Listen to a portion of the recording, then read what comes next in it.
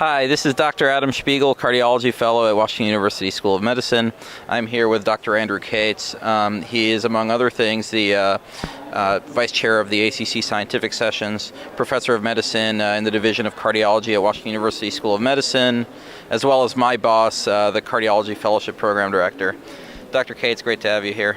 Thanks for having me. It's great to be here. Dr. Cates, how did you initially get involved in the ACC? How did you end up becoming deeply involved, and then how did you end up sort of rising in the ranks to being the vice chair of the scientific sessions? So for the ACC, I got involved initially as a fellow, doing some fellow programs. This was back in the day where we didn't have all the formal stuff that we have for the FITs now, which is just taken off.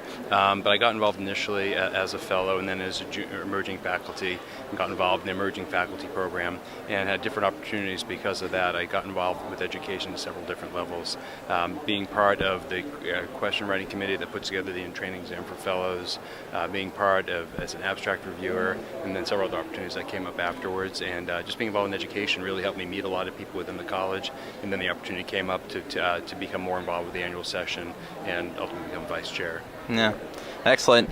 For the fellow, there's this cornucopia of amazing sessions. There are hundreds of great talks that you could go to, poster sessions. How do you decide? Yeah. How do you decide what to go to, and how do you get the most out of the meeting? We've really encouraged fellows, well, first of all, trying to get fellows in training to come here and be part of the session. We realize how important this is for them for networking purposes, for education, for all the different aspects that why FITs really love to come.